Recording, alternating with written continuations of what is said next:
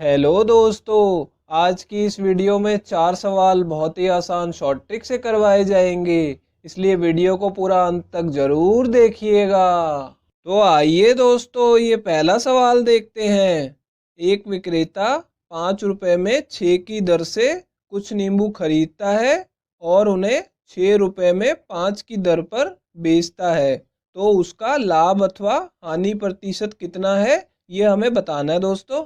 देखिए दोस्तों, इस सवाल में क्या दिया हुआ है कि एक विक्रेता 5 रुपए में 6 की दर से कुछ नींबू खरीदता है और उन्हें 6 रुपए में 5 की दर पे बेचता है। ठीक है दोस्तों, यानी हमें खरीदने की और बेचने की दोनों दर दी हुई है। ठीक है दोस्तों, जब भी ऐसा सवाल आएगा तो आपको दोस्तों देखिए क्या शॉर्ट ट्रिक लगानी है। यहाँ पे देखिए दोस्तों, 5 रुपए में 6 की दर पे खरीदता है, तो सबसे पहले देखिए मैं क्या करूँगा, यहाँ पे 5 लिख लूंगा कि 5 रुपए में 6 की दर पे खरीदता है। उसके सामने आपको 6 लिख देना है। ठीक है दोस्तों, इस तरीके से जैसे दिया हुआ वैसे ही लिख लेना है। ठीक है, और इसके नीचे दोस्तों देखिए यहाँ पे ये हमें बेचने की दर भी दी हुई है। ठीक है, 6 रुपए में 5। ठीक है, तो इसके नीचे बस आपको इस तरीके से लिख लेना है कि 6 रुपए में 5 उसकी बेचने की दर है। ठीक है दोस्तों, इतना आपने कर लिया। अब देखिए दोस्तों, इसमें ट्रिक कैसे लगानी है, इसका क्रॉस मल्टीप्लाई होगा। ठीक है दोस्तों, इनका गुणा होगा आपस में।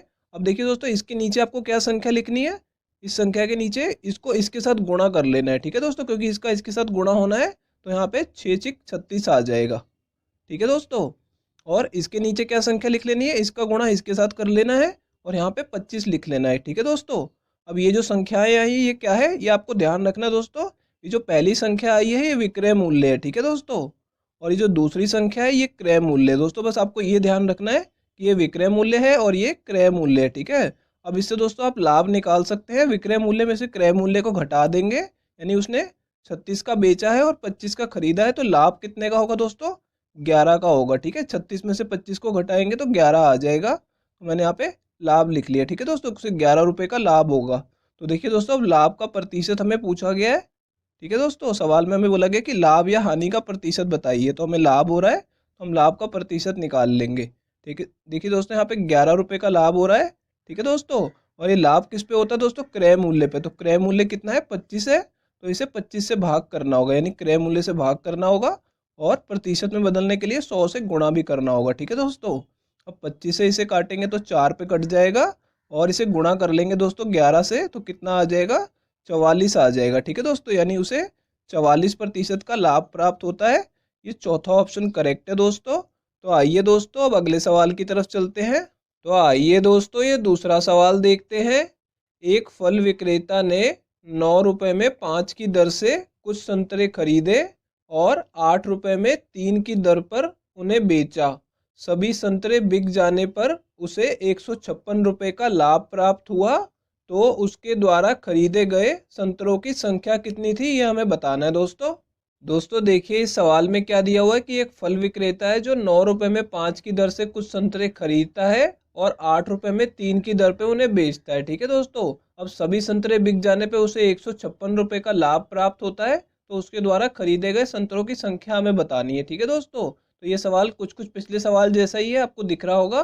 ठीक है दोस्तों, तो इसमें हम उसी ट्रिक का यूज़ करेंगे। ठीक है, देखिए दोस्तों, यहाँ पे हमें खरीदने की दर दी हुई है, 9 रुपए में 5 खरीदता है। ठीक है दोस्तों, तो मैं यहाँ पे लिख लूंगा कि 9 रुपए में 5 संतरे खरीदता है। पहले भी हमने ऐसे ही लिखा था। ठीक है दोस्तों, और इसके नीचे हम बेचने की दर भी लिख लेंगे। ठीक है दोस्तों, कि वो 8 रुपए में यहाँ पे 3 संतरे बेचता है। ठीक है दोस्तों, तो यहाँ पे इस तरीके से हमने लिख लिया। तो जैसे मैंने आपको पिछले सवाल में बताया था उसी तरीके से करेंगे, इनको क्रॉस मल्टीप्लाई करना होगा। ठीक है दोस्तों, अब इस संख्या के नीचे क्या लिखना है, 8 को 5 से गुणा करके कितना आएगा, 40 आ जाएगा। ठीक है दोस्तों, और इस संख्या के नीचे क्या लिखेंगे, 3 को 9 से गुणा करेंगे तो 27 आ जाएगा। ठीक है दोस्तों, अब देखिए दोस्तों, ये मैंने आपको बताया था ये विक्रय मूल्य है। ठीक है, मैं नीचे लिख देता हूँ विक्रय मूल्य, और ये जो है क्रय मूल्य, ये आपको ध्यान रखना है। ठीक है दोस्तों, तो लाभ कितने का हो रहा है, 40 में से 27 को घटा देंगे तो 13 रुपए का लाभ हो रहा है। ठीक है दोस्तों, यहाँ पे मैं नीचे लाभ लिख देता हूँ।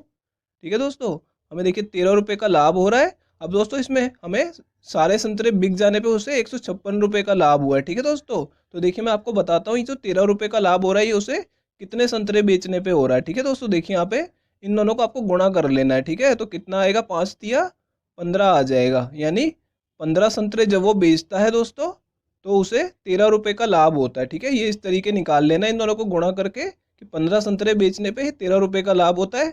लेकिन दोस्तों देखिए उसे 13 रुपये का लाभ तो हुआ नहीं है, उसे 156 रुपये का लाभ हुआ है सभी संतरे बिक जाने पे। ठीक है दोस्तों, तो हम देखिए यहाँ पे इस तरीके से मैं आपको लिख के बताता हूँ कि 156 रुपये का उसका वास्तविक लाभ है। ठीक है दोस्तों, तो ये जो है 13 का कितने गुना है, पहले हमें ये पता लगाना होगा। ठीक है दोस्तों, कि 13 को किससे गुणा करें कि 156 आ जाए। तो इसके लिए क्या करेंगे, ये जो 156 है इसे 13 से भाग करके देख लेंगे। ठीक है दोस्तों, तो इस तरीके आप करेंगे, इसे काटेंगे तो कितने पे कटेगा, ये 12 पे कट जाएगा। ठीक है, यानी कि हमने पता लगा लिया कि ये इसका 12 गुना है। ठीक है दोस्तों, इस तरीके आपको निकाल लेना है, 156 को 13 से भाग करके 12 निकाल लेना है। ठीक है, अब देखिए दोस्तों ये 12 गुना है, तो यानी संतरे भी उसने 12 गुना बेचे होंगे। ठीक है दोस्तों, इसको 12 से गुणा करके ये आ रहा है, तो इसे भी 12 से गुणा कर देना है। तो ये देखिए दोस्तों, इसे गुणा करेंगे तो कितना आ जाएगा, 180 आ जाएगा। ठीक है दोस्तों, यानी उसने 180 संतरे बेचे तो उसे 156 रुपये का लाभ हुआ, तो उसने खरीदे भी 180 होंगे। तो यही हमारा आंसर हो जाएगा कि उसने 180 संतरे खरीदे थे। तो ये चौथा ऑप्शन करेक्ट होगा दोस्तों। तो आइए दोस्तों अब अगले सवाल की तरफ चलते हैं। तो आइए दोस्तों ये तीसरा सवाल देखते हैं। एक वस्तु को 600 रुपये में बेचने पर 20% की हानि होती है, तो 30% का लाभ कमाने के लिए उसे किस मूल्य पर बेचना चाहिए, ये हमें बताना है दोस्तों इस सवाल को करने की आज मैं आपको बहुत ही आसान शॉर्ट ट्रिक बताने वाला हूँ, इसे ध्यान से देखिएगा। देखिए दोस्तों क्या बोला जा रहा है कि एक वस्तु को 600 रुपये में बेचने पे 20% की हानि हो रही है और अब उसे 30% का लाभ कमाने के लिए किस मूल्य पर बेचा जाए। ठीक है दोस्तों, तो यहाँ पे हमें हानि भी प्रतिशत में दी हुई है 20% और लाभ भी प्रतिशत में दिया हुआ है। ठीक है दोस्तों, जब भी लाभ और हानि प्रतिशत में दिया होगा तो आपको क्या करना है दोस्तों, सबसे पहले क्रय मूल्य को 100% मान लेना है। ठीक है दोस्तों, ये हमेशा 100% होता है जब भी हम प्रतिशत में इसे देखते हैं तो क्रय मूल्य को। ठीक है दोस्तों, अब जो ये हानि और लाभ हो रहे हैं ये भी दोस्तों क्रय मूल्य पे ही होते हैं। ठीक है दोस्तों, यानी पहले वो अपने सामान को 20% की हानि पे बेच रहा था, तो मैंने आपको समझाने के लिए लिख लिया पहले और अब। ठीक है दोस्तों, तो अब देखिए दोस्तों आपको क्या करना है, पहले वो सामान कितने पे बेच रहा था, 100 में 20 की हानि हो रही थी, तो यानी वो अपने सामान को, उस वस्तु को 80% पे बेच रहा था, तो मैं यहाँ पे 80 लिख लूंगा। ठीक है दोस्तों, और अब वो उसे किस मूल्य पे बेचना चाहता है, 30% के लाभ पे बेचना चाहता है। तो ये 30% का लाभ भी दोस्तों 100% पे होगा, लेकिन ये लाभ है तो यहाँ पे क्या करेंगे, 100 में 30 को जमा कर देंगे। ठीक है दोस्तों, और यहाँ पे कितना आ जाएगा, अब वो अपने सामान को 130% पे बेचना चाहता है, लेकिन हमें दोनों में प्रतिशत नहीं लगाना क्योंकि हम अभी अनुपात निकाल रहे हैं इनका। ठीक है दोस्तों, यहाँ पे हमने इतना कर लिया। अब देखिए दोस्तों मूल्य की बात कर लेते हैं। पहले वो उसे 600 रुपये में बेच रहा था। ठीक है दोस्तों, अब हमसे पूछा गया कि वो उसे किस मूल्य पर बेचे। ठीक है दोस्तों, अब उसे किस मूल्य पर बेचना है तो उसे मैं एक बार x मान लूंगा। ठीक है दोस्तों, अब इसमें देखिए दोस्तों क्या ट्रिक लगानी है, यहाँ पे इसे उल्टा करके लिख देना है। यानी देखिए पहले वो 600 में बेच रहा था तो 600 को आपको इसके नीचे लिखना है। ठीक है, इस तरफ। ठीक है, इस वाले को यहाँ पे लिखना है और x को आपको इस तरफ लिखना है। ठीक है दोस्तों, इसे उल्टा करके लिख देना है। जैसे मान लीजिए 600 और x था तो इसे उल्टा करके x और 600 लिख लिया और इसे भी अनुपात में ले लिया। ठीक है दोस्तों, अब दोस्तों हमें दो अनुपात हमें मिल गए हैं, इन्हें काट के हम x की वैल्यू निकाल लेंगे। ठीक है दोस्तों, अब देखिए इसमें आप ऊपर नीचे भी काट सकते हैं, तो 0 से 0 कट जाएगा।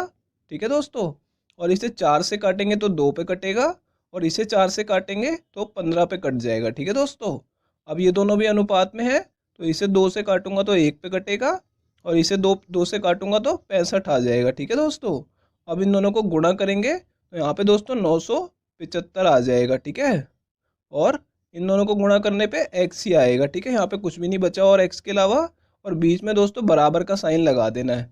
तो देखिए दोस्तों x की वैल्यू सीधी आ गई है 975, तो यानी उसे अब उस वस्तु को 975 रुपये में बेचना होगा। तो ये दूसरा ऑप्शन करेक्ट है दोस्तों। तो आइए दोस्तों अब अगले सवाल की तरफ चलते हैं। तो आइए दोस्तों ये चौथा सवाल देखते हैं। एक दुकानदार ने 120 किलो चावल खरीदे, उसने चावल का एक भाग 24% लाभ पर बेचा और शेष भाग 8% हानि पर बेचा। पूरे लेन देन में उसे 12% का लाभ प्राप्त हुआ, तो उसने चावल की कितनी मात्रा 8% हानि पर बेची, ये हमें बताना है दोस्तों। तो देखिए दोस्तों इस सवाल में क्या दिया हुआ है कि एक दुकानदार ने 120 किलो चावल खरीदे हैं। ठीक है दोस्तों, जिसका एक भाग उसने 24% लाभ पर बेचा है और शेष भाग 8% हानि पे, और पूरे लेन देन में उसे 12% का लाभ हुआ है। ठीक है दोस्तों, इस टाइप के क्वेश्चन को करने के लिए जो सबसे आसान शॉर्ट ट्रिक है दोस्तों वो एलिगेशन मेथड है। तो आज हम उसी का यूज़ करके इस क्वेश्चन को करेंगे। देखिए दोस्तों, पहला भाग 24% पे बेचा गया है, तो क्या करना है आपको, सीधा यहाँ पे 24 लिख लेना है। ठीक है दोस्तों, क्योंकि लाभ है तो इसलिए प्लस की वैल्यू आएगी। ठीक है दोस्तों, और जो दूसरा भाग है वो 8% हानि पे बेचा गया है। ठीक है दोस्तों, तो यहाँ पे हमें 8 तो लिखना है, लेकिन यहाँ पे हानि के लिए माइनस भी लगाना पड़ेगा। ठीक है दोस्तों, ये ध्यान रखिएगा। और देखिए दोस्तों, पूरे लेन देन में उसे 12% का लाभ हो रहा है, तो यहाँ पे जो बीच में वैल्यू आती है एलिगेशन मेथड में वो प्लस की ही आएगी। ठीक है, क्योंकि 12% का लाभ है तो 12 लिख देंगे। ठीक है दोस्तों, अब आगे मैं यहाँ पे लाइन खींच लेता हूँ। ठीक है, तो देखिए यहाँ पे दोस्तों 2 लाइनें जा रही हैं। एलिगेशन मेथड की तरह सॉल्व करेंगे इसे।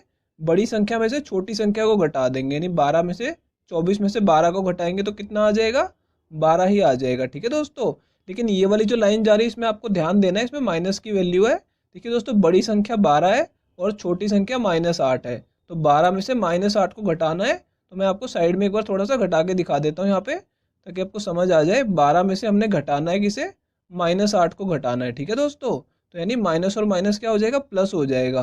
तो कितना आ जाएगा, 12 जमा 8 आ जाएगा, यानी यहाँ पे कितनी वैल्यू आ गई, 20 आ गई। ठीक है दोस्तों, इसे बहुत ध्यान से कीजिएगा, जब भी माइनस में करना हो तो एलिगेशन मेथड को ध्यान से लगाइएगा।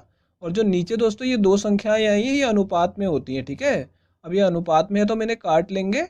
इसे 4 से काटेंगे तो दोस्तों 5 आ जाएगा, इसे भी 4 से काटेंगे तो यहाँ पे 3 आ जाएगा। ठीक है दोस्तों, तो जो हमारा अनुपात आया है वो 5:3 आया है, यानी 24% लाभ पे जो उसने एक भाग बेचा था वो हमारा यूनिट में आ गया 5 यूनिट, और जो 8% हानि पे बेचा था वो 3 यूनिट है। ठीक है दोस्तों, तो हमें अब इसकी वो निकालनी है मात्रा कि 8% हानि पे कितने किलो बेचा गया था। ठीक है, यूनिट में तो हमने निकाल लिया है। ठीक है दोस्तों, यानी 120 किलो जो चावल उसने खरीदा था उसको उसने इन दो भागों में बेचा है। ठीक है दोस्तों, तो हमें यहाँ पे 120 किलो कुल मात्रा दी हुई है। ठीक है, तो यहाँ पे इन दोनों को जमा करके हम कुल मात्रा यूनिट में निकाल लेंगे। ठीक है दोस्तों, दोनों को जमा करेंगे तो 8 यूनिट हमारी कुल मात्रा हो गई। ठीक है दोस्तों, तो जो 8 यूनिट है ये इकाई में है। ठीक है दोस्तों, यहाँ पे अनुपात वाली वैल्यू है ये, और यहाँ पे देखिए ये किलो वाली है वो 120 किलो है। ठीक है दोस्तों, तो दोनों को हमने एक दूसरे के सामने रख लिया है। ठीक है दोस्तों, अब हमें क्या पूछा गया कि 8% हानि पे कितनी मात्रा बेची गई, तो हमें पता है 3 यूनिट बेची गई है। ठीक है दोस्तों, तो हम 8 यूनिट की जगह 3 यूनिट की वैल्यू निकालने की कोशिश करेंगे। इसकी वैल्यू तो हमें पता है। ठीक है दोस्तों, देखिए यहाँ पे दोनों तरफ 8 से भाग करके पहले मैं इसे 1 यूनिट बना लूँगा, तो 1 यूनिट की वैल्यू कितनी आ जाएगी, यहाँ पे दोस्तों इसे 8 से काटेंगे तो ये 15 पे कट जाएगा। ठीक है, 15 8 120 होता है। तो देखिए दोस्तों 1 यूनिट की वैल्यू आ गई है 15 किलो, तो 3 यूनिट की वैल्यू कितनी होगी दोस्तों, दोनों तरफ 3 से गुणा करके देख लीजिए। ठीक है, तो यहाँ पे 3 यूनिट आ जाएगा और यहाँ पे 45 किलो आ जाएगा। ठीक है दोस्तों, यानी उसने 45 किलो चावल 8% की हानि पर बेचा था, तो ये दूसरा ऑप्शन करेक्ट होगा दोस्तों। दोस्तों अगर ये वीडियो आपको पसंद आई हो तो इसे लाइक कर दीजिए, और दोस्तों अगर आप लोग चैनल पे नए हैं तो चैनल को सब्सक्राइब जरूर कर लीजिएगा, और दोस्तों नोटिफिकेशन बेल को दबाना बिल्कुल मत भूलिएगा। तो दोस्तों इस वीडियो को यहीं ख़त्म करेंगे, आपसे मिलते हैं अब अगली वीडियो में।